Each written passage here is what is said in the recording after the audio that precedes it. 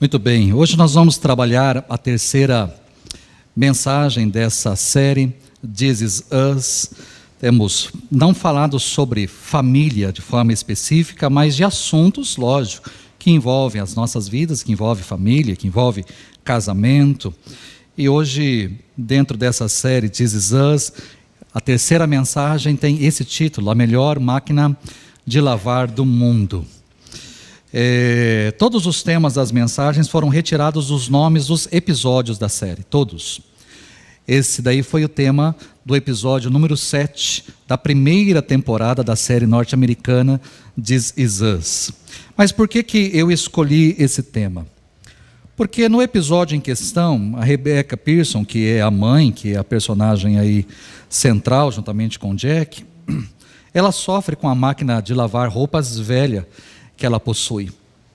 Eles não tinham muitos recursos, a máquina era velha e a máquina já estava ali quebrando, e ela dizia para ele, a máquina vai quebrar, essa máquina precisa ser trocada, a gente precisa comprar outra máquina, e ao mesmo tempo ele dizia, não, eu acho que dá, ela aguenta ainda mais umas 6 lavadas, e assim por diante.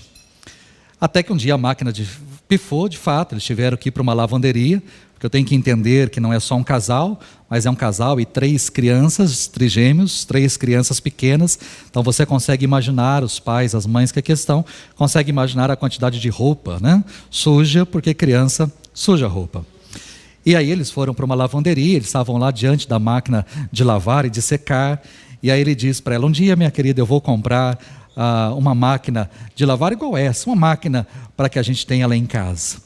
E o final do episódio, ela está diante de uma máquina que ele tinha comprado. E aí quando ele compra, quando a máquina está ali, ela diz, bom, essa é a melhor máquina de lavar do mundo, que é o nome então do episódio. Mas eu não estou aqui para vender nenhuma máquina de lavar para você, tá certo? Eu não vou oferecer nenhuma máquina, não vou falar de máquina de lavar, não é o objetivo, mas eu quero falar de algo que atinge todos nós, a situação financeira. Todos nós, casados ou solteiros, pais ou não, todos nós enfrentamos a questão financeira. Ou vivenciamos isso. Aqueles que são solteiros, talvez viram os seus pais vivenciando momentos complicados, difíceis, financeiramente dizendo. Na série, em alguns episódios, temos a questão financeira em foco. O que me chama a atenção, Rebeca veio de uma família rica. Ela era de uma família muito rica. A gente vê em alguns episódios, principalmente na primeira temporada, ela indo com a família no clube de golfe, eles estão lá todos de blazer, todos muito bem arrumados, os vestidos, ali eles vão para os jantares, para os almoços, para as confraternizações do clube de golfe. Ela era de uma família rica, mas o Jack era de uma família simples, pobre. Uma família de periferia, de uma casa muito simples, de uma família muito simples. E aí esses dois mundos se encontram. É interessante como os dois mundos se encontraram, mas os dois mundos deram certo, né? E aí é óbvio, quando eu fico imaginando, isso daí é sempre algo que passa no meu coração, na minha mente, de repente quando eu vejo casais, isso vem, né? Quando a moça é de uma posição social alta e o rapaz não é difícil, é difícil. Quando ela vem de uma certa classe social, ela tem que abrir mão de muita coisa, porque ela foi criada talvez no bem bom, com as boas coisas, com boas comidas, com bons restaurantes, com boas roupas e tudo mais, e de repente ela se depara com um marido agora que não tem esse recurso que o pai tinha, que a mãe tinha, que a sua família tinha. Então é difícil. Quando o rapaz ele tem um certo padrão, né, e ele casa e continua nesse padrão, e consegue continuar no padrão, e reconhece uma moça, ou da mesma classe, ou de uma classe mais inferior, para ela se adaptar com toda certeza é mais fácil, né? Não quero ser machista nas minhas colocações aqui, mas eu entendo isso como algo um pouco mais tranquilo, um pouco mais fácil. Mas aqui neste caso, nós temos uma Rebeca que se adaptou. Diante de um marido que não tinha condições, o Jack, ele voltou da guerra, ele não tinha um trabalho, ele foi trabalhar como mecânico durante um tempo, até ele entrar numa construtora, e nessa construtora que ele entra, aqui no Brasil ele seria mais ou menos um mestre de obra, seria um pedreiro, seria mais ou menos nisso. Ele começa debaixo da empreiteira, ali naquela empresa, e ele vai subindo, percebem que ele tem algo para o negócio, e aí não deixam mais ali na parte da construção, mas o colocam no escritório para administrar, para vender os negócios, para vender os imóveis, para projetar esses imóveis, para lançar diante da prefeitura e tudo mais, para fazer dinheiro. Então ele vai para a parte administrativa, mas ele começou lá embaixo. Mas é interessante que em todo tempo você percebe que eles não são e nunca chegam a ser uma família de uma posição social invejável ou de uma situação financeira invejável, não. O que me chama a atenção nessa série, o que eu acho interessante, é porque você não tem ali um casal que você olha e fala assim, bom, eles têm muito dinheiro, ou eu nunca terei a casa que eles têm, ou nunca terei o carro que eles têm. Não, a casa deles é simples, o carro deles é simples, as roupas são simples, as comidas que eles colocam à mesa são comidas do dia a dia, comidas simples, né? Eles comem o arroz com feijão nosso, é algo muito simples, muito tranquilo. E isso me chama a atenção, e as crianças crescem nesse ambiente, elas são educadas em meio a esse ambiente. Um dos episódios, se eu não me engano, na quinta ou na sexta temporada, a Kate, que é a filha já mais velha, com 40 anos, ela olha para a mãe e fala, mãe, a gente não tinha muitos recursos, e como é que a senhora fazia? Né? Diante da crise que ela estava enfrentando, o marido perdeu o emprego, e ela pergunta isso para a mãe, né? A gente não tinha tantos recursos, mas como é que vocês conseguiram? Como é que vocês fizeram? Né? E de fato, eles inovavam, eles não deixavam a peteca cair, por mais que não tinham recursos financeiros, era uma festa, eles faziam a festa, com os recursos que tinham, do jeito que tinham, era Halloween, as crianças iam para a rua, então ela fazia a fantasia de uma forma simples, mas fazia a fantasia com o que tinha, ela mesma confeccionava para que as crianças pudessem participar e não serem excluídas. Ou seja, por mais que eles viviam uma vida simples, eles nunca permitiram que a questão financeira fosse motivo de tristeza, mas eles estavam felizes, apesar das circunstâncias, apesar dos momentos difíceis que eles estavam vivendo.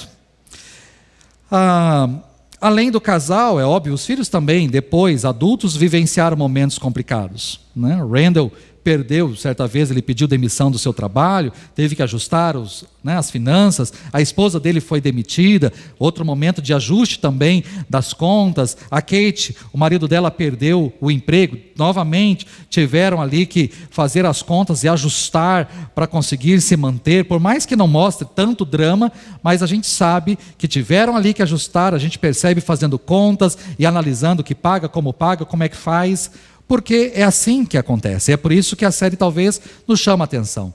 Não são famílias abastadas, jogando dinheiro fora, e aí você fala, puxa, queria ter essa vida que eles têm. Não, é alguém que eu olho para a tela e consigo me identificar.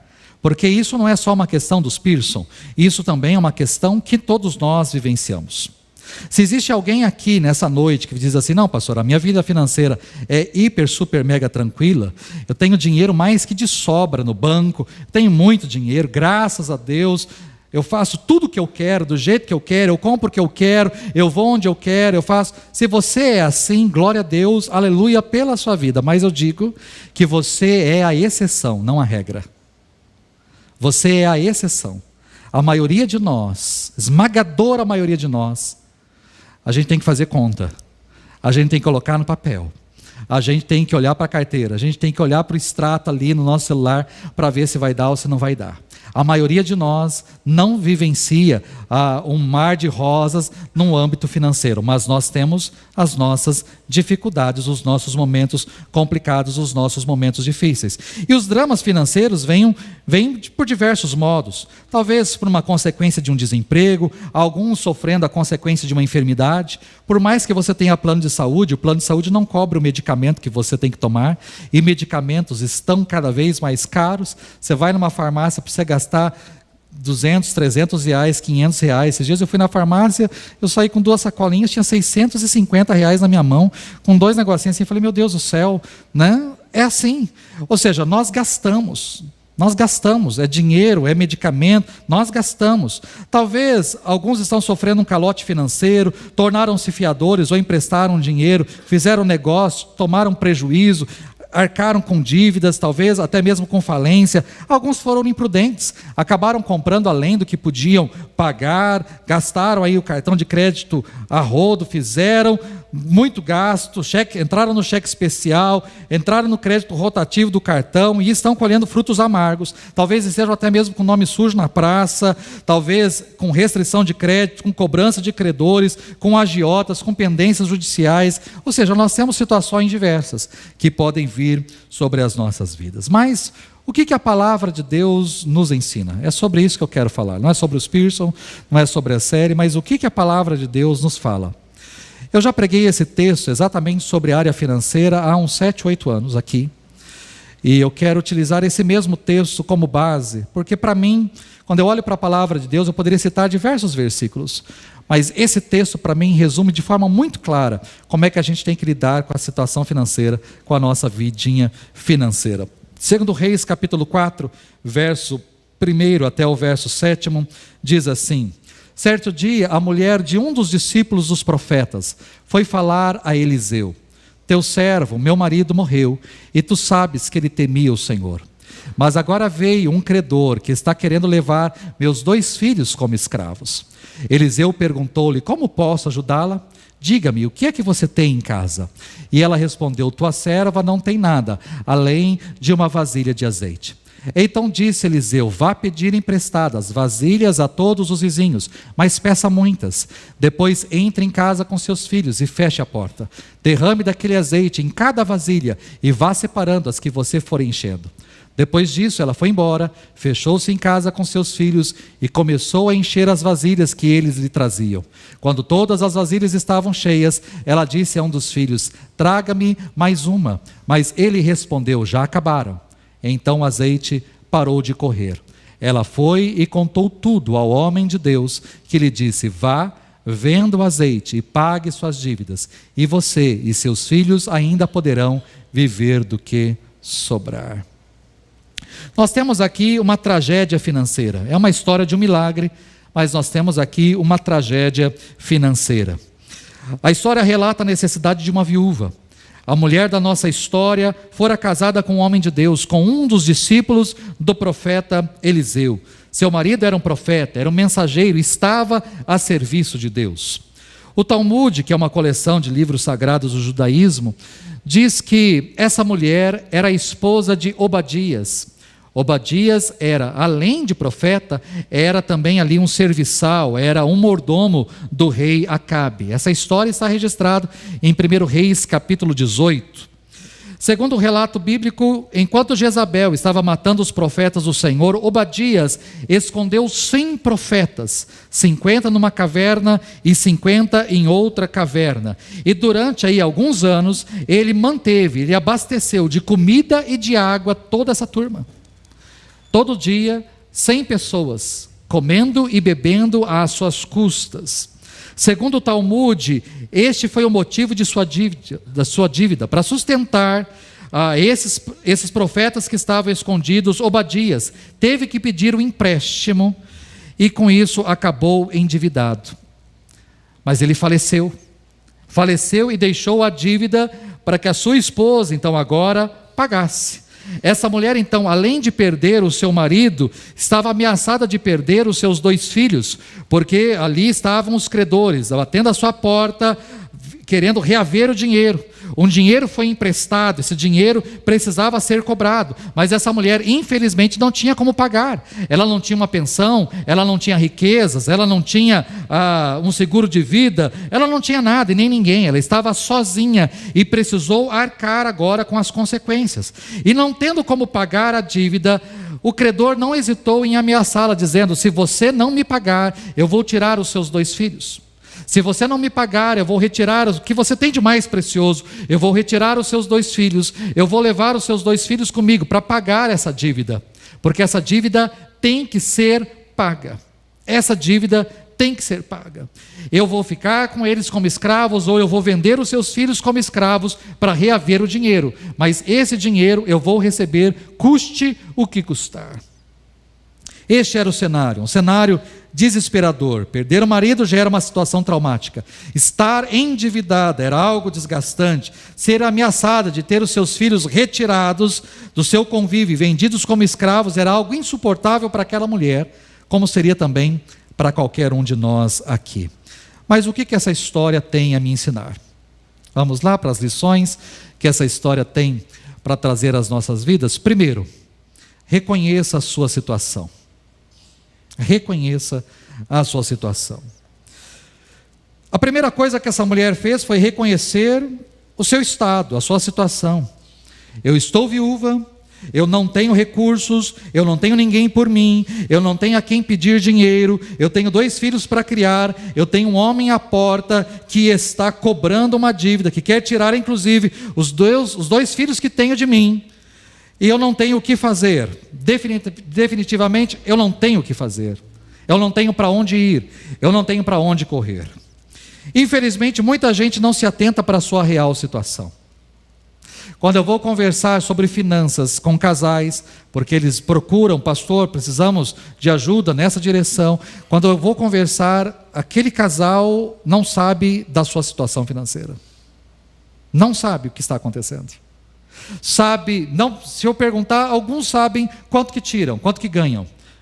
Mas quanto que você gasta? Não sei. Nunca colocaram num papel quanto é que entra, quanto é que sai. Não fazem. Sabe que tem dívida, mas não sabe quanto. Mas vocês estão devendo? Ah, pastor, nós estamos devendo, mas estão devendo quanto? Então, a gente está devendo por cartão, a gente está devendo no banco, a gente também pegou um dinheiro de um amigo. Aí vão contando, mas quanto? Não sabe. Não sabe quanto, não sabe quando que pegou, não sabe, não tem absolutamente noção. E aí, querido, se você não sabe a sua real situação, não tem para onde você ir. Pelo menos para cima não tem como ir. Você só vai para baixo. Nós precisamos saber qual é a situação, onde estamos, o que estamos, se estamos devendo, o quanto estamos devendo, qual é a conta, qual é o valor, qual o montante, se tem juros ou não tem juros. Eu preciso saber se o meu nome está sujo ou não, quem são as pessoas que para quem estou devendo, o montante, qual é o total de fato da minha dívida, há quanto tempo que eu estou devendo, se há juros, se tem como negociar, se tem como baixar um pouco, porque os juros comem muito, se tem como negociar isso, essa dívida, se tem como parcelar, se eu tenho condições de pagar. Ou seja, eu preciso ter de forma muito clara a minha real situação. Uma segunda coisa que esse texto me ensina é sobre pedir ajuda. Essa mulher, viúva de um profeta, viúva de um homem de Deus, procurou outro profeta para abrir a sua história. Eliseu, muito provavelmente, tinha conhecimento a respeito do marido dela, que ele era um profeta, talvez até mesmo de que ele no passado tinha abrigado pessoas, mas a respeito da dívida, muito provavelmente Eliseu não sabia nada. Então aquela mulher disse para Eliseu tudo o que aconteceu, toda a sua história. Ela abriu diante daquele profeta toda a sua história, apresentou a sua insuficiência, a sua necessidade, foi buscar a ajuda de alguém que poderia de alguma forma ajudá-la. Eliseu não tinha dinheiro, mas ele tinha condições de orar com ela e por ela, ele tinha condições de orientá-la naquilo que ela deveria fazer, e foi de certa forma o que ele fez. Ou seja, diante da sua real situação, você também tem que pedir ajuda. Você precisa pedir ajuda. Se você consegue sair dessa situação sozinho, você conseguiu colocar no papel, trilhar exatamente um caminho para sair dessa situação, ok, muito bem. Mas se você não consegue, é hora de pedir ajuda. E aí a ajuda pode ser para apenas um simples conselho. Eu posso buscar alguma pessoa para me aconselhar, talvez alguém na área das finanças, na área da contabilidade, na área do dinheiro, talvez alguém nessa área, nessa direção, que possa dizer para você, instruir você. Talvez você possa buscar conselho no próprio gerente de banco, sentar um pouco com ele e falar: eu vim aqui hoje conversar porque a minha situação é essa. Eu entrei talvez no rotativo lá do meu cartão de crédito, os juros exorbitantes, eu pago 12% ao mês no rotativo, e aí o banco tem alguma coisa para me oferecer? Será que existe algum empréstimo que possa ser lançado no meu nome com juros menor? E talvez o banco tenha em juros de 4%, 5%, 6%, ou seja, seria metade daquilo que você está pagando no rotativo num cartão de crédito. Ou seja, sentar e conversar. Mas também não adianta sentar O gerente, obrigado. O gerente dizer ali, não, eu tenho aqui uma linha de crédito, tenho aqui os juros é menor, e você pega o dinheiro e depois não conseguir pagar a parcela. Também não adianta. Eu preciso ter pé no chão, talvez conversar, ouvir, mas aí saber muito bem aonde eu estou me metendo, para não se meter numa furada. Então eu preciso buscar conselhos, preciso buscar ajuda. Eu não estou dizendo aqui que você deve buscar gente que tenha dinheiro para pedir dinheiro. Se por acaso você tem alguém assim, ou na sua família, talvez tenha alguém que você conheça que poderia dispor de determinado recurso, e você, ao invés de ficar pagando juros, você paga essa pessoa gradativamente, mas você vai pagando ela. Talvez, se você for bem ajustado e conseguir, ok, porque fatalidades vêm sobre as nossas vidas, sobre todos nós. Então, não estou dizendo para você procurar, se tiver alguém, ok, se não, procure alguém pelo menos para conversar, para orientar você quanto àquilo que você de fato precisa fazer para resolver essa situação na sua vida. Peça ajuda. Uma terceira e última coisa, faça a sua parte, pois Deus fará a parte dele, mas faça a sua parte. Eliseu perguntou para aquela mulher, como é que eu posso te ajudar? O que é que você tem em casa? E aquela mulher respondeu de forma despretensiosa, dizendo para Eliseu o seguinte, a tua serva não tem nada, a não ser uma botija de azeite. O que aquela mulher enxergou como algo insignificante, Eliseu enxergou como a solução. Afinal de contas, o azeite era algo muito utilizado naquela cultura. Para nós hoje, sinceramente, para que você utiliza? Se você tiver azeite na sua casa, para que normalmente você utiliza o azeite na sua casa? Para salada? Tá certo? Talvez para cozinhar, alguma coisa ali, dependendo do prato, você coloca um pouco de azeite, tá certo? Com um pouco de manteiga para não queimar ali, mas você usa o azeite. Talvez para cozinhar, talvez muito mais para salada. E diga-se de passagem, com o preço que está o azeite hoje, acho que é difícil você colocar o azeite para fritar alguma coisa. A gente vai, né, no óleo lisa, no soja mesmo, vamos de óleo de soja que está mais barato, não é verdade? Irmãos, eu nunca vi ter que dividir o azeite, ter que dividir em 3 vezes, tão caro que está o negócio. Você vai no mercado, está lá 3 vezes. Como é que você parcela um azeite? Nunca vi um trem desse. Mas está lá, dá para você parcelar, né? Mas um negócio absurdo, pelo preço de fato que está. Aqui, eles utilizavam muito. O azeite era utilizado não só na culinária, mas era utilizado como remédio, como perfume, como presente, como combustível, como unguento religioso. Azeite valia muito dinheiro, valia ouro, valia muito dinheiro. Então, o Eliseu enxergou ali a solução. Você só tem uma botija de azeite, mas você tem alguma coisa. Você tem alguma coisa. E o que ele pede para ela então é ir para a sua casa, ir até os vizinhos, emprestar muitas vasilhas e entrar na sua casa, fechar-se ali com seus filhos e começar a despejar aquela única botija de azeite em todas as vasilhas que ela conseguisse. E isso me traz ensinamentos preciosos. Por quê? Eu particularmente, existem milagres na palavra de Deus que são milagres que não dependem de absolutamente nada nem ninguém. Jesus chega, toca e resolve o negócio. Jesus apenas fala e resolve. Senhor, se quiseres, podes purificar-me. Quero, fique limpo. Pronto. O cara ficou limpo da lepra. Simples assim. Mas existem muitos milagres que têm a participação de alguém. Jesus chega, cospe no chão, faz um lodo, aplica nos olhos daquela pessoa cega e diz para ela, vá se lavar no tanque de Siloé. E a pessoa então tem que sair do seu lugar e ir até o tanque para se lavar. Jesus fez a parte dele e a pessoa fez a parte dela. Jesus tinha poder e virtude em si, mas uma mulher em sua casa pensou, se tão somente eu tocar em suas vestes eu serei curada. Mas essa mulher não ficou em casa. Essa mulher saiu da sua casa, mesmo hemorrágica há 12 anos. Essa mulher saiu de sua casa, foi até onde Jesus estava, rastejou, tocou nas suas vestes para receber o milagre de Jesus. Transformar água em vinho, Jesus pode, mas encher as talhas, função de vocês. Transformar eu transformo, mas as talhas vão enchê-las, todas até a boca. E os caras encheram as talhas até a boca. Ou seja, eu gosto de milagres assim. Existe a parte de Jesus, mas existe a parte da pessoa. Aqui nós temos mais uma história assim. Existe um milagre que Deus opera, aquilo que Deus faz, mas existe a participação da mulher. E a participação dela me chama a atenção para algumas coisas que eu posso colocar aí no que significa fazer a minha parte. O que significa fazer a minha parte? Primeiro, humilhar-se. Essa é a primeira coisa. Aquela mulher precisou se humilhar. Porque eu não sei você, mas quando você pede emprestado algo para alguém, você tem que contar o porquê que você está pedindo emprestado. Ou vai falar que não? Você chega na pessoa e fala assim, ó, você me empresta o seu carro? Você só fala isso? Ou você fala assim, ó, você pode me emprestar o seu carro? Porque o meu carro está na manutenção hoje. Você dá uma explicação. Olha, você corre na vizinha que calça o mesmo número que você e fala assim, por acaso você tem um sapato alto, preto? Ela fala, eu tenho, você pode me emprestar o seu sapato? Que eu preciso, aí você explica o porquê. Porque eu preciso ir numa festa agora e o meu salto quebrou. Fui colocar no que eu estava descendo a escada, pá, quebrou meu salto e eu preciso de um sapato para ir até essa festa. Deu para você reparar? Você sempre tem que explicar o porquê.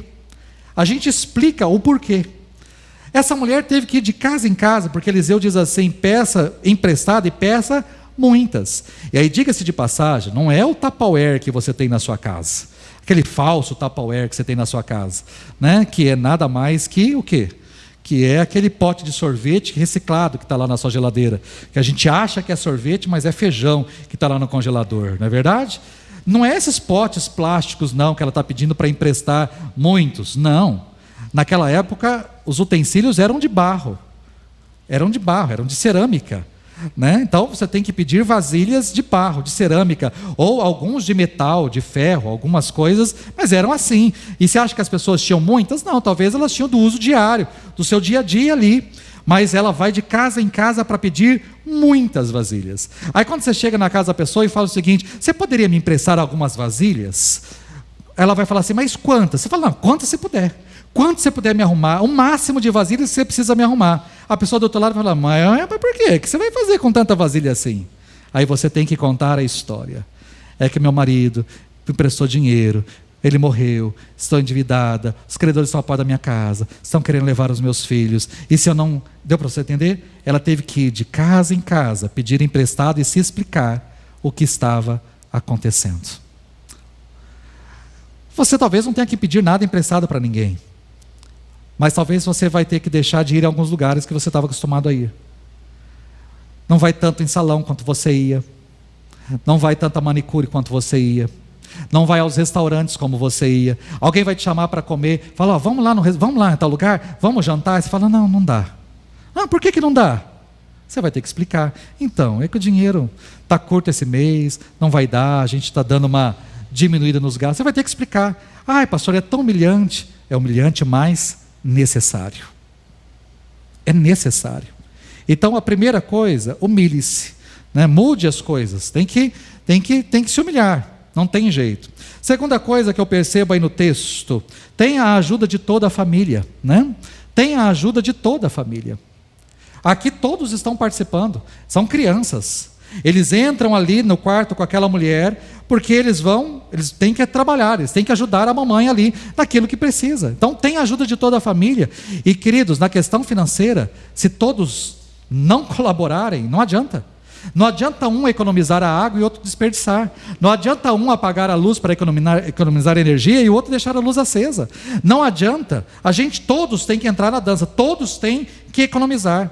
Então, tem a ajuda de toda a família, todos precisam se conscientizar, todos precisam colaborar na limpeza da casa, na economia do combustível, aproveitar os mesmos horários de saída, de entrada, para usarem então aí as mesmas coisas. Então a gente precisa, todos precisam colaborar, aguardar um pouquinho mais para adquirir novas coisas, se empenhar, se sacrificar, talvez evitar sujar tanta roupa, ou seja, a gente pode. Mas toda a família pode colaborar. Terceiro, use o que você tem. Use o que você tem. Eliseu pediu para aquela mulher entrar em sua casa, fechar a porta atrás de si e derramar o azeite que tinha em sua casa nas vasilhas emprestadas. Ela tinha que usar o que tinha em casa, o seu único recurso. O que é que você tem em mãos? Aí eu preciso falar porque tem muita gente que pensa o que eu poderia ter, ou o que eu terei, mas não é o que você poderia ter, e não o que você terá, mas é o que você tem nas mãos. Porque tem muita gente que olha para frente e fala assim, não, mas eu tenho dinheiro para receber aí, mas quando? Não, a qualquer dia sai. Mas quando que é esse qualquer dia, querido? Você está contando com algo que possa acontecer, mas esse algo pode ou não acontecer. Não dá para você contar, não, mas fulano de tal ficou de ver um negócio para mim. Como assim ficou de ver? Não é o que fulano de tal vai ver, não. Agora, o que é que você tem nas suas mãos? O que é que você possui em mãos? Não o que você terá.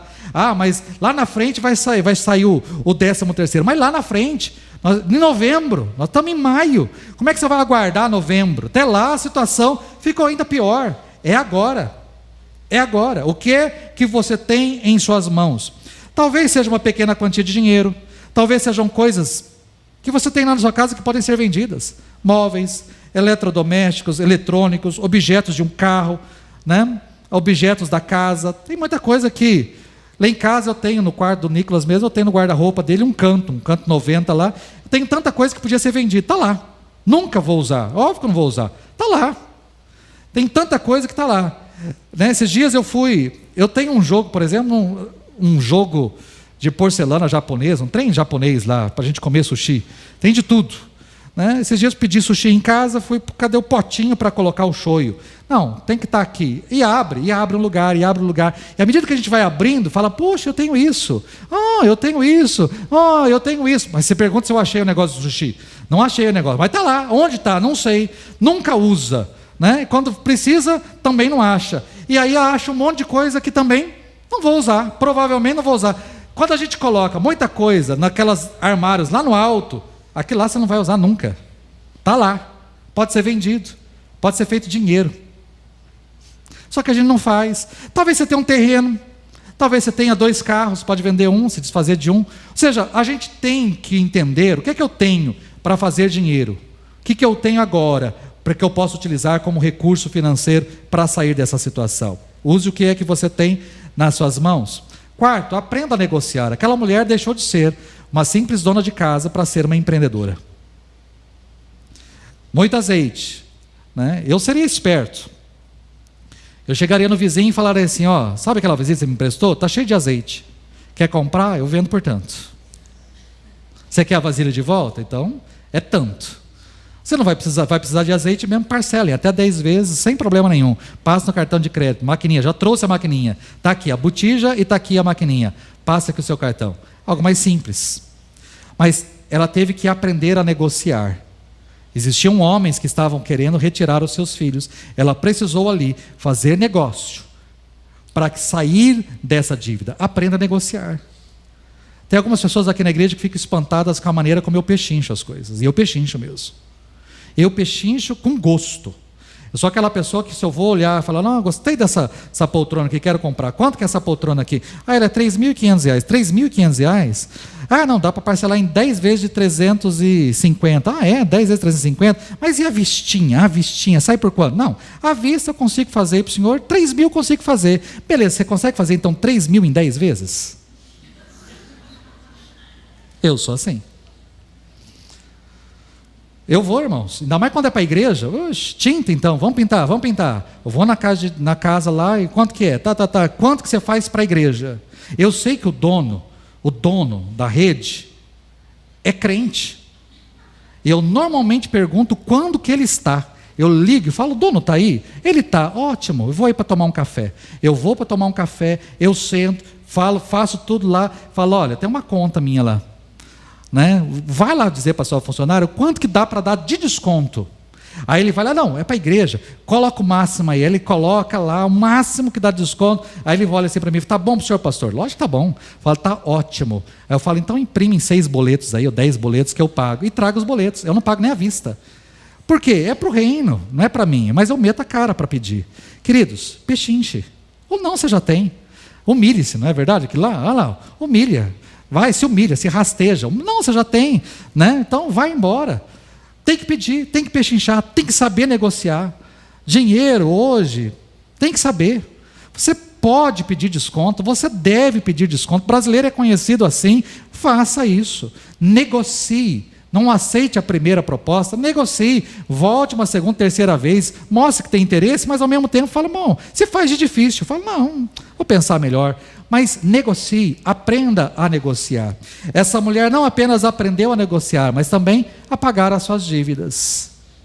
Ela foi lá para pagar as suas dívidas. Isso era prioridade. Não adianta você também entender que eu posso usar o que eu tenho nas mãos, eu posso ter recurso, eu posso fazer isso ou aquilo. Talvez eu não tenha dinheiro, não tenha um terreno, mas eu tenho um dom, eu tenho um talento. Eu consigo fazer um bolo aqui, fazer um negócio ali, vender um crochê ali, fazer um artesanato aqui, aí é dinheiro que entra. Aí ok, e aí você faz o quê? Gasta mais? Não. Isso daí tudo que tem que entrar é para pagar dívida. Não adianta fazer nova, é pagar as antigas. Eu diria, para você começar do menor valor para o maior. Tá certo? Do menor para o maior. Para você falar, paguei 1, paguei 2, paguei 3. Porque você tem uma dívida muito grande e juntar dinheiro para pagar toda aquela dívida, né, é desanimador. Então, começa com as menores. Eliminei 1, paguei 1. Paguei 2, paguei 3, paguei 4. Isso te dá ânimo para você ir para frente. Tá certo? E por fim, não apenas aprenda, mas seja planejado. Porque aquela mulher, ela precisou, segundo o texto, o profeta disse, vá, venda, paga a sua dívida, e você e seus filhos vivam do resto. Era muita coisa, hein? Eu não sei a idade das crianças, mas eles teriam que viver durante um tempo do restante. E aí, para se viver do restante, precisa-se de planejamento. E aí, o que eu diria para você, o que é ser planejado? Ser planejado é fazer um orçamento. Faça um orçamento. Eu sou um pouco mais das planilhas. Gosto de mexer com isso. Mas você precisa. O mínimo, do mínimo, do mínimo, mas você precisa. Anote no papel o quanto entra, mas anote no papel o quanto está saindo. E por onde está saindo. Você fala, nossa, mas pastor, eu ganho 8 mil reais, não sei para onde o dinheiro vai. Anota. Se você anotar, você sabe para onde o dinheiro vai. Tem como saber para onde o dinheiro vai, só se você anotar. Então seja uma pessoa que tenha um orçamento claro. Quanto que entra? Eu trabalho, ganho tanto, ela trabalha, ganha tanto, juntando as nossas rendas é tanto, e aí, por onde sai? Bom, o aluguel da casa é tanto, a parcela da casa é tanto, a parcela do carro é tanto, a água vem mais ou menos tanto, não dá para prever, mas mais ou menos tanta água, mais ou menos tanta luz, tem o dízimo que é tanto, vai colocando lá no papel, coloca no papel. Seja planejado, faça um orçamento, senão você não consegue. Além de fazer o orçamento, evite armadilhas. Você vai comprar alguma coisa? Pergunte 1000 vezes se precisa. Pergunte se precisa. Preciso. Né? Vou lá na loja, preciso comprar um sapato. Precisa mesmo? Será que você precisa mesmo comprar um sapato? Né? Então, não, eu preciso. Precisa. Pergunte de novo. Não deixe... Faz o seu marido fazer essa pergunta para você. Você precisa mesmo, amor? Você precisa? Abre o guarda-roupa, mostra para ela, fala, aqui, querida, tem 47 pares de sapato aqui. Você precisa mesmo comprar mais um? Então, é que eu não tenho verde oliva. Mulher tem disso, né? Não precisa, a gente só usa sapato preto, queridos. Você olha para esse daqui, talvez fale, nossa, pastor, só tem sapato? Não, eu tenho 3 iguais. Para você nem perceber. Eu tenho 8 calças pretas iguais, para você não perceber, eu só uso uma coisa, tá certo? Aí quando eu uso um terno azul, todo mundo repara. Próxima vez que eu usar isso aqui, eu falo, de novo o pastor com terno azul, tem que usar uma vez no ano, para despistar você. Mas, queridos, evite armadilha, precisa comprar? Nossa, porque eu vi na propaganda, agora tem os aplicativos, eu vi na Shopee, meu Deus do céu, não precisa ver a Shopee, deleta. Deleta o aplicativo. Eu vi na Shein, na Shopee. Eu vi dizer, não precisa ver, querido. Desliga. Isso é o diabo tentando você a gastar desnecessário. É armadilha. Deixa o seu marido gritar, é armadilha, é armadilha. Bem, vem cá. Quando o bem vem cá e olhar, falar, armadilha, eu te repreendo em nome de Jesus. Pode colocar a mão, né? Queridos, por favor, evite armadilhas. Se você está numa boa situação, ok. Mas se o negócio está difícil, evite um novo financiamento, evite uma nova conta, evite cartão de crédito, evite, Por favor, evite sair para gastar, evite. Por favor. Aprenda a poupar. É algo difícil para nós, né? Nós não poupamos, nós somos nós somos assim, o dinheiro cai na conta, ele cai e faz, evapora, é mágico, né? Somos mestres nisso. Mas eu diria para você, aprenda a poupar. Aprenda a poupar. O correto seria você retirar o seu dízimo, a sua contribuição. Após isso, pagar as suas contas, aquilo que é fixo, já pagar tudo. Separar um dinheiro, poupar esse dinheiro, e aí se sobrar algo, gastar. Mas deveríamos poupar sempre. Sempre. A gente nunca sabe o dia de amanhã. Poupe. Tenha sempre uma poupança. Se você puder, faça alguma coisa. Conversa com a Isa, gerente da Caixa. Conversa com a Isa, vem para a Caixa você também. Né? Fala lá para a Isa, o que dá para fazer aqui, que cai direto na minha conta, que tira assim, eu nem vejo, que suga da minha conta rapidamente. É isso que a gente precisa de vez em quando. De uns trem assim que chupa, que a gente não fala, puxa, sei lá o que é, um CDB, um CDI, alguma coisa que cai da vida, que é assim, pá, que tira, exatamente. Aí você não tem por onde. Você é obrigado a poupar. Nós temos que ser assim. Tá certo? E por fim, seja previdente. Jesus, o Senhor, nosso Deus, é aquele que supre todas as nossas necessidades. Mas, por mais que Ele é o provedor, você pode ser previdente. Aí eu digo para você, pague uma previdência. Quer do governo, ou quer privada, mas pague alguma. Esses dias estava numa reunião, não posso dizer de onde, mas eu estava numa reunião, e nessa reunião, um dos assuntos tratados foi exatamente sobre isso, de alguém que não pagou, não tinha recursos, acometido de Parkinson, não podendo mais trabalhar, não tem de onde vir o sustento, querendo entrar agora com uma ação contra, porque não fez a sua parte lá atrás. Seja previdente. Quanto que você ganha? Eu ganho 8 mil reais, pastor, por mês. Que legal. E quanto você paga de previdência? Eu pago 80. Se você morrer, a sua esposa vai viver com 1.400 reais. Como? Se com 8 já não está dando, com 1.400 vai viver como? Pensem na sua esposa, pense no seu marido, pense nos seus filhos. Seja previdente. Se puder, pague um seguro de vida. Se puder, pague o seguro da casa. Se puder, pague o seguro do carro. Pague. Se puder, pague um plano de saúde.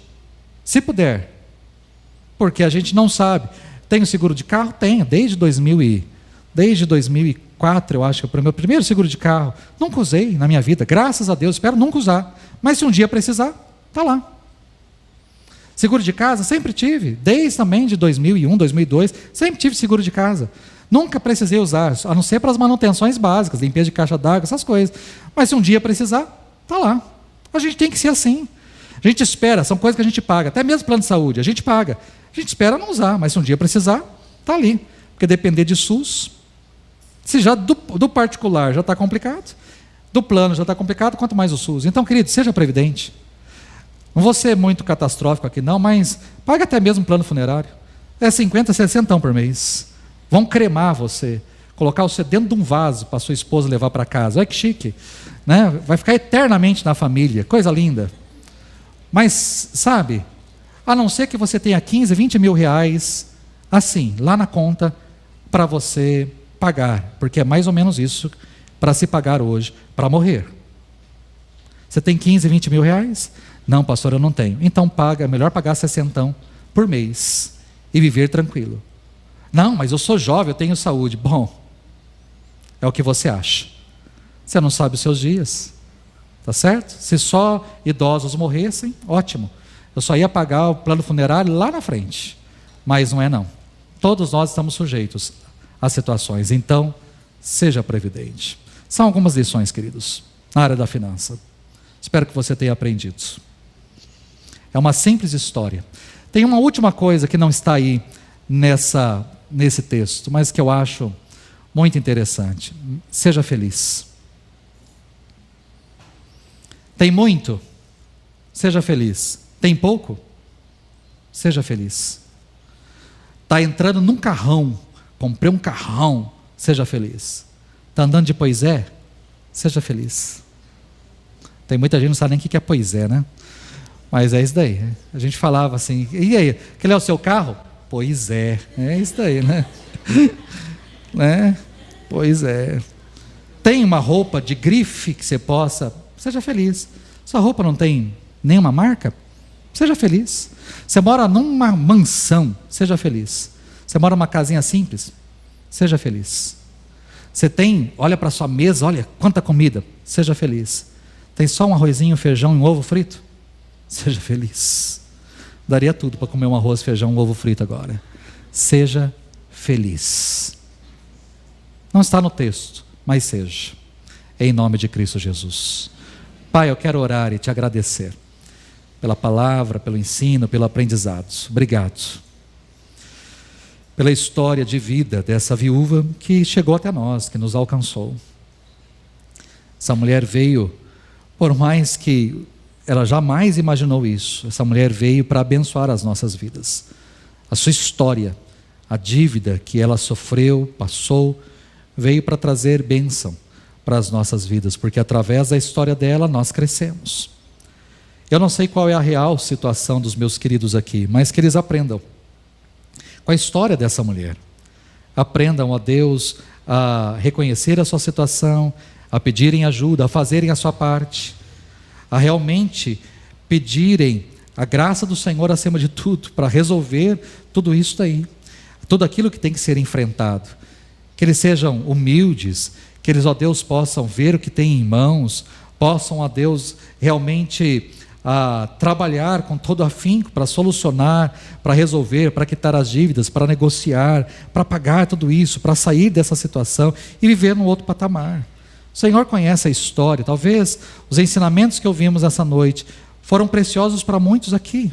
Então, ó Deus, que realmente isso fique no nosso coração, tenha lugar nas nossas vidas, que sejamos pessoas que olhem para frente, prevenidos, pessoas, ó Deus, que façam um orçamento, que saibam o que está acontecendo exatamente na sua vida, que sejam planejados, nos ajude, que a gente possa poupar mais, que a gente possa viver uma vida com qualidade melhor, sem ter que ficar perdendo tanto tempo com a questão financeira, mas que a gente possa ser melhor planejado, para que a gente possa caminhar com mais tranquilidade nesse mundo. Fica com cada coração aqui, com cada vida, em nome de Cristo que oramos.